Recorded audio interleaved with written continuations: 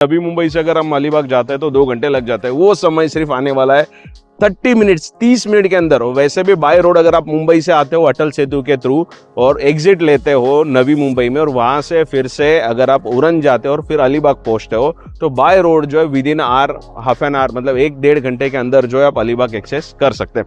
तो देखिए, real estate में कहीं पर भी एप्रिसिएशन होने के लिए या फिर ग्रोथ होने के लिए ना सिर्फ 2 चीजें रिक्वायर्ड होती है। एक गवर्नमेंट से प्रोवाइड की जाने वाली इंफ्रास्ट्रक्चर डेवलपमेंट, और दूसरी है कनेक्टिविटी। अगर इंफ्रास्ट्रक्चर अच्छा है, सर्विसेज अच्छी है, लाइट, पानी, ड्रेनेज सिस्टम, सब कुछ अगर आसानी से मिल जाता है तो डेफिनेटली लोगों का वहां पर शिफ्ट होने के लिए या फिर रहने के लिए इंटरेस्ट बढ़ता है। लेकिन साथ ही साथ कनेक्टिविटी जरूर रिक्वायर्ड होती है, बिकॉज जहां पर लोग रहते हैं वहां से ऑफिसेज जाना, स्कूल, कॉलेजेस तक पहुंचना आसान अगर होगा तो डेफिनेटली लोगों को वहां पर और भी इंटरेस्ट क्रिएट होगा शिफ्ट होने के लिए। तो ये 2 चीजें किसी भी लोकेशन पे गवर्नमेंट प्लान करती है तो उस लोकेशन पे डेफिनेटली जो है वो रियल एस्टेट एप्रिशिएट होता है। ये बेसिक रूल है। अब नवी मुंबई की हम बात करते हैं तो नवी मुंबई के उल्वे का एक लोकेशन था, ये रहा मेरे सामने। तो इस लोकेशन पे मुंबई से जो अटल सेतु शुरू होता है, जो कि 23 किलोमीटर का है, वो आकर यहां पर होता है एग्जिट। इसके बाद जो है ये फर्स्ट एग्जिट था, सेकंड एग्जिट आगे की तरफ है।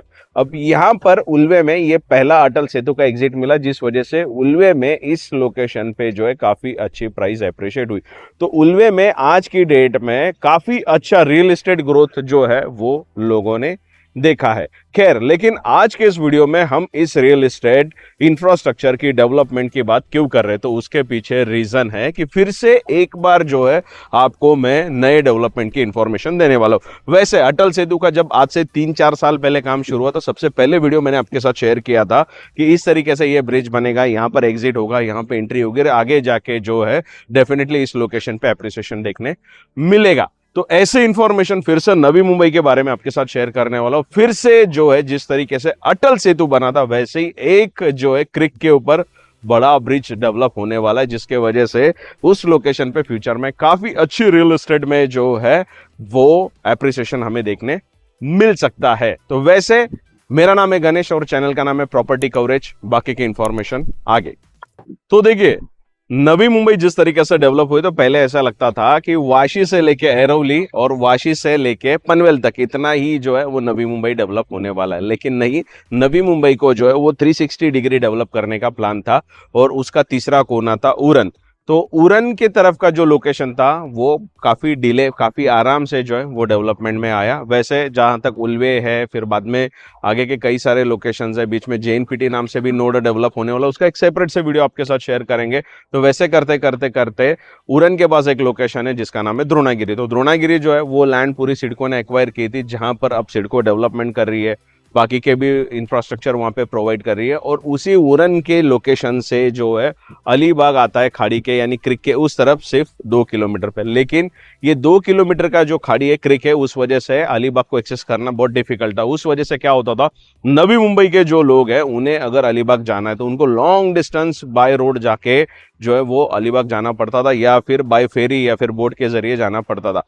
पर अब गवर्नमेंट ने इनिशिएटिव लिया है कि उरन का जो लोकेशन है, करंजा उस लोकेशन का नाम है, तो करंजा से जो है डायरेक्ट अलीबाग, तो रेवस जो है उस लोकेशन का नाम था। तो करंजा और रेवस के बीच में ये 2-2.25 किलोमीटर का जो डिस्टेंस है, वहां पर फिर से एक ब्रिज बनेगा जिसके थ्रू जो है लोग आसानी से उस लोकेशन से अलीबाग को एक्सेस कर पाएंगे। तो आज की डेट में नवी मुंबई से अगर हम अलीबाग जाते हैं तो 2 घंटे लग जाते हैं। वो समय सिर्फ आने वाला है 30 मिनट्स, 30 मिनट के अंदर। हो वैसे भी बाय रोड अगर आप मुंबई से आते हो अटल सेतु के थ्रू और एग्जिट लेते हो नवी मुंबई में, और वहां से फिर से अगर आप उरन जाते हो और फिर अलीबाग पहुंचते हो, तो बाय रोड जो है within hour, half an hour, मतलब 1-1.5 घंटे के अंदर जो है आप अलीबाग एक्सेस कर सकते हैं। तो चलिए फिर फटाफट से आज के वीडियो में क्या होने वाला है, तो आपको मैं एग्जैक्ट लोकेशन बताने वाला हूँ कि कहां से कहां तक ये ब्रिज होने वाला है और कितना अभी काम हुआ है।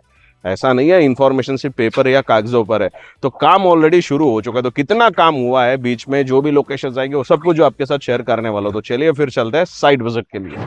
तो दोस्तों, हाल फिलहाल अभी के लिए मैं हूं उरन JNPT रोड। तो ये जो है पूरा उरन JNPT रोड एक बार मैं आपको दिखा देता हूं। तो सामने की तरफ ये जाता है उरन की तरफ, JNPT की तरफ, और पीछे की तरफ ये जाता है पनवेल की तरफ या फिर उल्वे की तरफ। और लेफ्ट साइड में ये नई चीज आपको मैं बता रहा हूँ कि इस तरफ जो है, जैसे इसी JNPT रोड के ऊपर पुष्पक नगर डेवलप हो रहा है, वैसे ही यहाँ पर जो है शुरुआत हो रही है JNPT नोड की।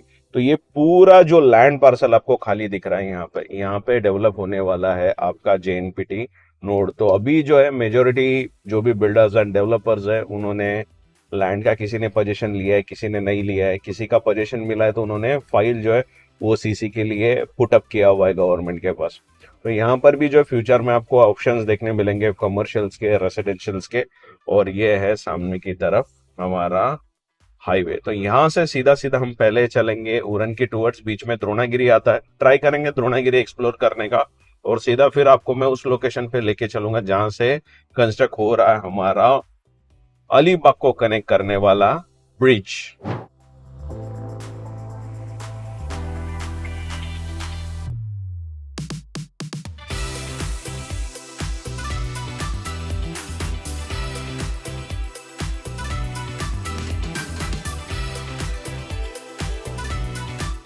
तो दोस्तों ऑलमोस्ट उरन हम जो है वो पहुंच चुके हैं, लेकिन एक बार जो है मैं ये चाहता हूं कि एक बार आप द्रोणागिरी देख लो, बिकॉज उरन से थोड़ा पहले द्रोणागिरी डेवलप हुआ है। एक्चुअली स्टेशन वाइज अगर देखा जाए तो ज्यादा दोनों स्टेशन के बीच में डिस्टेंस नहीं है, पर बाय रोड अगर हम आते हैं, जो ओल्ड हमारा रोड है, वैसे नया भी एक रोड बना है, पर इस रोड से अगर आते हैं तो यहाँ से हमें लेना होता है लेफ्ट, और यहाँ पे दिखाई देता है फ्लाईओवर। तो इस फ्लाईओवर से उतरते ही जो है वो द्रोणागिरी शुरू होता है। अब ये फ्लाईओवर किस लिए बना है, तो इस फ्लाईओवर के नीचे से ट्रेन होती है पास।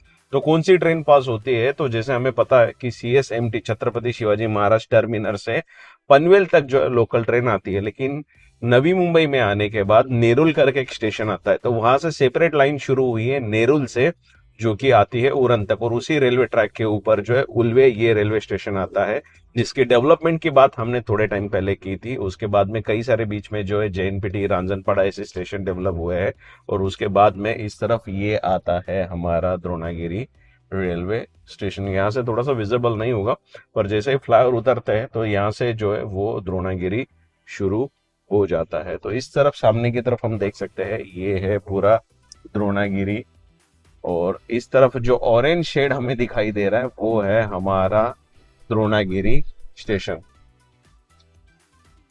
तो फ्यूचर में अलग से एक सेपरेट वीडियो बनाएंगे द्रोणागिरी के ऊपर, जिसमें डिटेल में पूरी इंफॉर्मेशन होगी द्रोणागिरी के बारे में, प्राइस रेट के बारे में। वैसे अगर देखा जाए तो नवी मुंबई में सिडको जहाँ पे प्रेजेंस है, मतलब जो भी ड्रेनेज पानी का जो भी सिस्टम है, इंफ्रास्ट्रक्चर है, जो सिडको जहाँ पे प्रोवाइड कर रही है, वैसे लोकेशन में सबसे लोएस्ट प्राइस जो है मेरे ख्याल से पुष्पक नगर और द्रोणागिरी का आता है। बाकी जहां जहां पर भी द्रोणागिरी में जहां जहां पर भी सिडको का प्रेजेंस है, वहां पे काफी ज्यादा प्राइसिंग एप्रिशिएट हुई है, बढ़ चुकी है।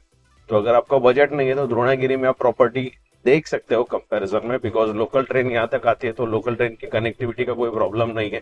बाकी जो भी सर्विसेज इंफ्रास्ट्रक्चर प्रीवियसली जो भी नोड सिडको ने डेवलप किए थे, जैसे वाशी, कंसोली, एरोली, सानपाड़ा, नेरुल, खारगर, कामोटे, कंसोली, वैसे ही जो है ये भी नोड पूरा डेवलप होने वाला है द्रोणागिरी। और यहाँ पे आपको अच्छे प्राइजेस में हाई राइज टावर में भी प्रॉपर्टीज मिल जाएगी, और फ्यूचर में डेवलपमेंट सच में यहाँ पे अच्छी है, बिकॉज JNPT पोर्ट यहाँ पे पास में, और भी जो है एक पोर्ट डेवलप होने वाला है। साथ ही साथ ये अलीबाग का जब ब्रिज रेडी हो जाएगा ना, उसके बाद तो डेफिनेटली प्राइस एप्रिशिएट होगी, बिकॉज यहाँ से उरन से अलीबाग का जो रेवस करके लोकेशन है ना, वो सिर्फ 2 सवा 2 किलोमीटर है, लेकिन क्रिक के वजह से हम जा नहीं सकते, उसको एक्सेस कर नहीं सकते। हालांकि फेरी बोट्स वगैरह जाता है, या फिर जो भी यहाँ पे फिशिंग वगैरह करने जाते हैं उनकी बोट जाती है। आपको अभी भी ट्रैवल करना है तो बाय बोट आप जा सकते हैं, पर बाय रोड नहीं जा सकते। पर ब्रिज का काम ऑलरेडी शुरू हो चुका है, तो वो तो हम देखने वाले हैं। तो जब ये ब्रिज शुरू होगा तो यहाँ से अलीबाग जाना, अलीबाग के लोगों को यहाँ आना काफी अच्छा ये और इजी होने वाला है, जिसकी वजह से अलीबाग के लोगों के लिए भी एक अच्छी अपॉर्चुनिटी है कि उनके पास में एक नवी मुंबई मार्केट ओपन हो जाएगा। तो अक्सर क्या होता है, अलीबाग के लोग शॉपिंग के लिए जो है वो मुंबई जाना पसंद करते हैं, बिकॉज वहां से फेरी बोट से जाना आसान होता है, और बाय रोड जब उनको नवी मुंबई आना इजी होगा तो डेफिनेटली यहाँ पे जो है वो काफी क्राउड बढ़ेगा, जिस वजह से फ्यूचर में आपको अच्छा प्राइस एप्रिसिएशन भी देखने मिलेगा। खैर ये है द्रोणागिरी।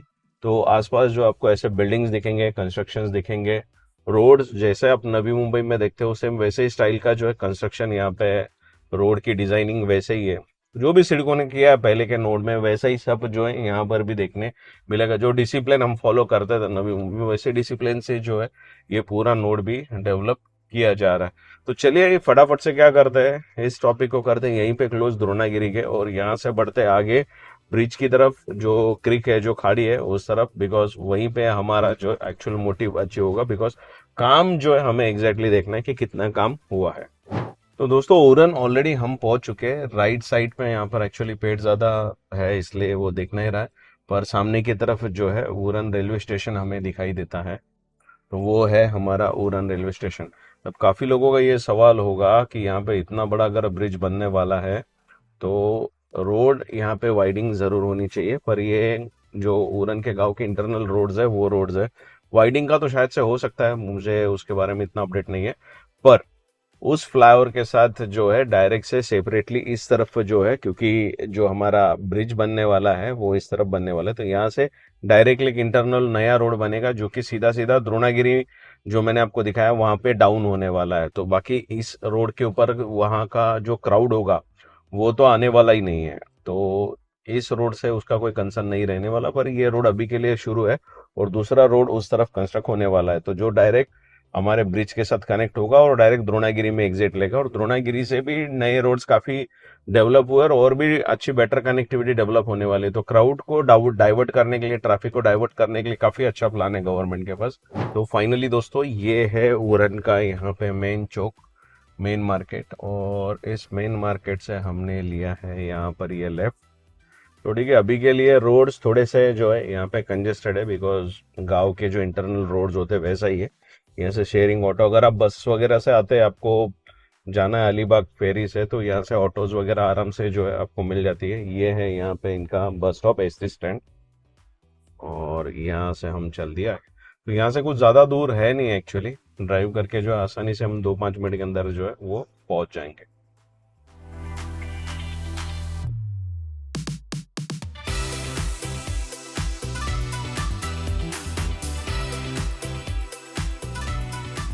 तो फाइनली दोस्तों खाड़ी का जो लोकेशन है वहाँ पे हम पहुँच चुके हैं। तो मैंने बोला था आपको कि 2-5 मिनट ड्राइव करना पड़ेगा, नहीं पर ज़्यादा ड्राइव करना पड़ा। एक तो रोड नैरो है तो गाड़ी जो है भगा नहीं सकते, तो थोड़ा सा जो है तो ज़्यादा टाइम लग गया ड्राइव करके आने में, 10 मिनट तो लग गए होंगे। तो यहाँ पे देखिए सामने हमें बोर्ड दिख रहा है करंजा जेट्टी। तो ये है करंजा जेट्टी। तो यहाँ से जनरली फेरीज वगैरह जाती है, यहाँ से मैं लेने वाला हूँ राइट। तो अगर आपको बोट के जरिए अगर जाना है फेरी से तो यहाँ पे आप आ सकते हैं। ओके, ये रहा। तो यहाँ पे सब पोर्ट होती है, जो भी फेरीज वगैरह है, जो भी फिशिंग वगैरह के लिए भी बोट यूज होती है। इवन यहाँ पे नए भी बनते हैं, मेंटेनेंस वगैरह का भी जो है काम यहाँ पे होता है। तो हाल फिलहाल सामने का कुछ माहौल ऐसा है। तो एग्जैक्ट जो लोकेशन है जहाँ पे ब्रिज डेवलप हो रहा है वो थोड़ा सा आगे है, तो उस लोकेशन पे मैं आपको लेके चलता हूँ। बहुत टाइम पहले मैंने विजिट किया था, सोच रहा था आपके साथ वीडियो शेयर करूँ, कुछ पार्ट शूट भी किया था, पर एक्चुअल में वहाँ पे कुछ ग्राउंड पे था नहीं दिखाने जैसा। पर इस बार मुझे लगा कि ग्रोथ हुई होगी, काम थोड़ा सा दिखा होगा, तो फिर मैंने सोचा चलो एक बार चलता है, जितना भी काम हुआ वो दिखा देते। बिकॉज इन्फॉर्मेशन क्या है, जितना जल्दी मिले एज अर्लियर पॉसिबल हो उतना लोगों के लिए बेनिफिशियल होता है। यही सोच से जो है मैंने आज का वीडियो प्लान किया था। इवन ऐसा ना कि इसकी ज़्यादा इन्फॉर्मेशन अवेलेबल भी नहीं है सोशल मीडिया पे कि काम शुरू हुआ है, कितना हुआ है और कैसे हुआ है, क्या डेवलपमेंट है, क्या करंट स्टेटस है, ऐसा कुछ भी एज सच इन्फॉर्मेशन कोई अपलोड नहीं हुआ है सोशल मीडिया पे। तो मैंने सोचा लेट्स ग्रैब द अपॉर्चुनिटी, हम पहले इनिशिएटिव लेते। पहले अटल सेतु का भी हमने ही किया था, कि सबसे पहला वीडियो शेयर किया था अटल सेतु। तो यहाँ पे है ना, ये देखिए ऐसे जो है ना पूरी नई की नई बोट बनती है। ये रहा, ये पूरा फैक्ट्री है यहाँ पे। फैक्ट्री मतलब साइट ही है, सारे यहाँ पे ही बन रहे हैं। ये रहे, यहाँ पे ऐसे हैं लोग जो पूरा डेवलप कर रहे हैं। ठीक है, हम यहाँ पे कहीं पे गाड़ी पार्क करेंगे, ठीक है, और देखते हैं करंट स्टेटस क्या है। हाँ, तो फाइनली दोस्तों लोकेशन पे हम पहुंच चुके हैं। तो वॉइस शायद से आपको ठीक से आ नहीं पाएगी, आवाज जो है ठीक से नहीं आएगी, बिकॉज यहाँ पे बहुत चल रही है हवाएं। अब जो है आपको एक बार लोकेशन दिखा देता हूं। तो पीछे देखिए, ये है यहाँ का क्रिक, यहाँ की खाड़ी, इस तरफ है सामने की तरफ उरन। तो मैं यहाँ पे थोड़ा सा रास्ता था बीच में जेट्टी का, तो यहाँ से चल के आया हूँ। सामने की तरफ ये है पूरी जेटी, जहाँ से फेरी बोट्स या फिर फिशरमैन जो भी है वो बोट्स यहाँ पे पोर्ट होती है। इवन इस तरफ है फैक्ट्री जहाँ पे बोट्स बनती है, रिपेयर होती है। और यहाँ पे जो है कच्चा काम यहाँ पर आपको देखने मिलेगा। तो ये होता था ब्रिज के लिए। इवन अंदर भी आप अगर आगे की तरफ देखते हो तो यहाँ पे भी आपको कुछ होल्स दिखाई देंगे।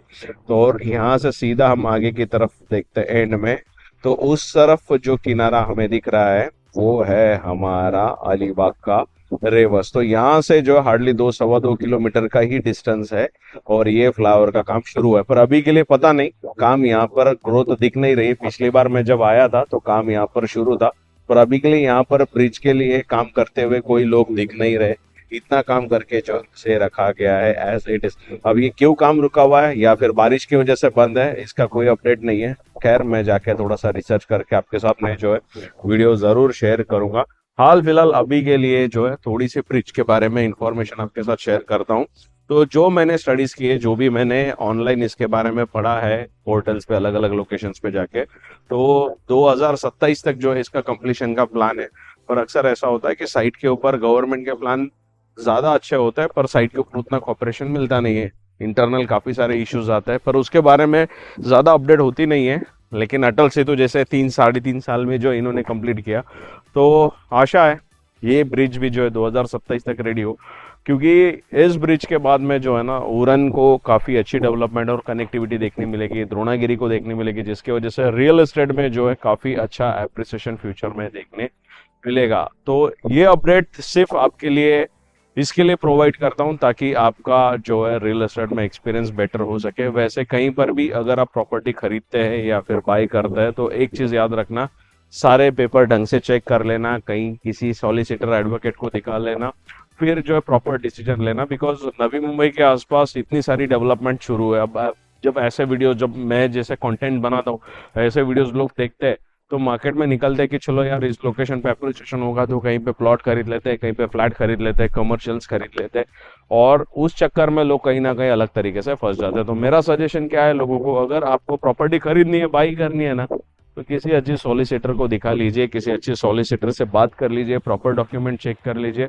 आपके मेहनत का हार्ड अर्न मनी होता है, उसको इन्वेस्ट करने से पहले है ना 10 बार सोचिए। अच्छे किसी बिल्डर्स, डेवलपर्स या फिर लैंड के ओनर के पास ही आप इन्वेस्टमेंट कीजिए।